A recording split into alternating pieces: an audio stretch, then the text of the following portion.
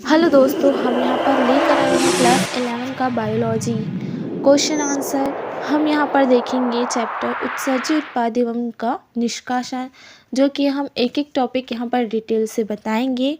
हर रोज़ video बनेगा एक topic से, और पसंद आए तो कमेंट और शेयर लाइक ज़रूर करिएगा और सब्सक्राइब करिएगा अगले वीडियो में अगला टॉपिक के लिए।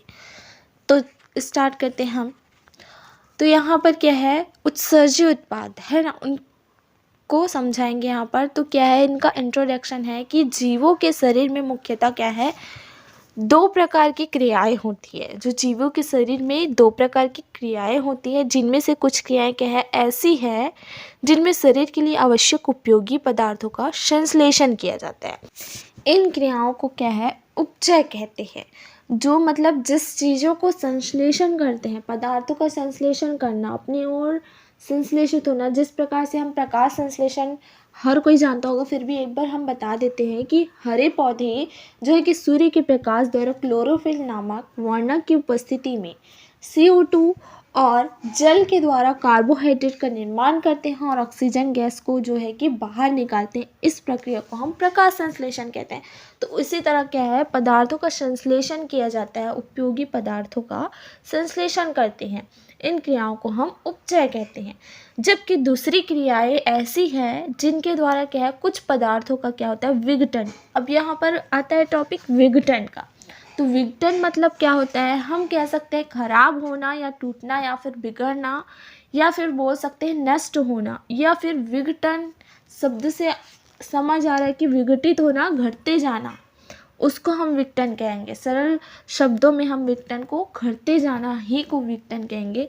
एक और इसकी परिभाषा से बता देते हैं कि किसी वस्तु के संयोजक अंगों का इस प्रकार अलग या नष्ट होना कि उस क्या है, प्रस्तुत अस्तित्व या रूप नष्ट हो जाए, या फिर नाश या फिर बर्बादी, उसे हम विघटन कहेंगे।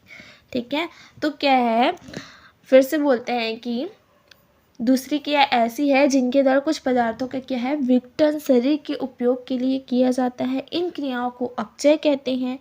ठीक है, तो इन दोनों ही क्रियाओं को एक साथ हम उपापचय कहेंगे, है ना, कहा जाता है। तो अपचय और उपचय दोनों एक साथ होंगे तब हम उसको कहेंगे उपापचय। ठीक है, अपचय क्या है और उपचय क्या है। तो उपचय क्या था, उपयोगी जो पदार्थ है ना, आवश्यक उपयोगी पदार्थों का जो संश्लेषण किया जाता है उन्हें हम उपचय कहेंगे, और जिनके द्वारा पदार्थों का विघटन होता है उसे हम अपचय कहेंगे। और ये उपचय और अपचय को मिलाकर कौन सा एक साथ मिलाएंगे तो उपापचय बनता है। तो ये आपको आसानी से समझ आएगा। समझ के पढ़ने से हमको आसानी होती है एक एक चीज़, एक एक टॉपिक को समझने से। ठीक है, और आगे है कि जीवों के शरीर में इन उपापचयी क्रियाओं के कारण कार्बन डाइऑक्साइड, जल, अमोनिया इत्यादि कुछ ऐसे पदार्थ भी बनते हैं जो शरीर में एक निश्चित मात्रा से अधिक हो जाने पर हानिकारक प्रभाव डालते हैं। अब कोई भी हमारे शरीर में किसी भी चीज़ की मात्रा बढ़ेगी तो वो हानिकारक तो होना ही है।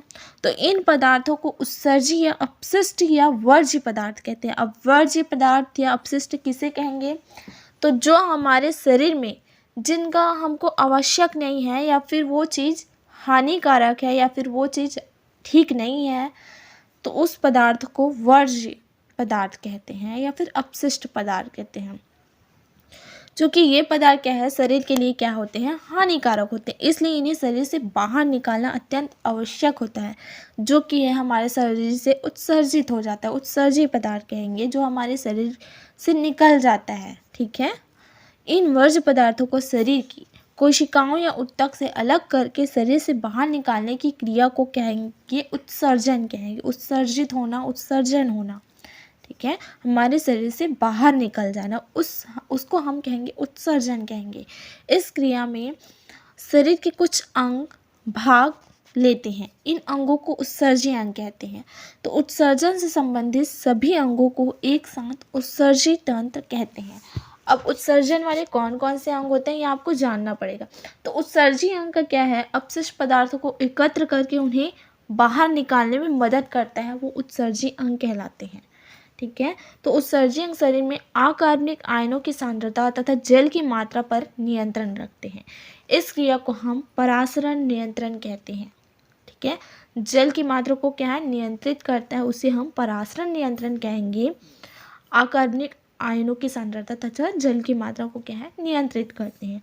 ठीक है, यदि किसी कारणवश उत्सर्जी अंग शरीर के उपापचयी वर्ज्य पदार्थों को शरीर से बाहर नहीं निकाल पाते तो ये पदार्थ शरीर के ऊतकों में एकत्रित होते जाते हैं तथा शरीर को विभिन्न प्रकार से हानि पहुंचाते हैं। देखो, किसी कारणवश हमारे शरीर में क्या है, रह जाती हैं ये चीज़ें, जो चीज़ हमारे शरीर को हानि पहुंचाते हैं। उसी कारण से हमारे शरीर में अन्य प्रकार की बीमारियां, तरह तरह के प्रॉब्लम्स होते हैं। इसी वर्ज्य पदार्थ के कारण जो चीज़ हमारे शरीर से निकल जाना चाहिए तो जो कि है किसी कारणवश क्या है, निकल नहीं पाते। ठीक है, इस कारण से ही हमारे जो ऊतकों में एकत्रित हो जाते हैं, जो कि हमारे शरीर को क्या है, हानि पहुंचाते हैं। मुझे लगता है कि ये टॉपिक आप सभी को समझ आ ही जाएगा, एक एक चीज़ को अच्छे से समझाया गया है। हम और इसके उत्सर्जन का महत्व बताएंगे, इनके प्रकार बताएंगे। तो अगर आपको समझना है तो कमेंट करें और शेयर ज़रूर करें इस वीडियो को और सब्सक्राइब कर दीजिए ताकि अगला वीडियो डालूं तो आप तक पहुंचे। Thanks for watching.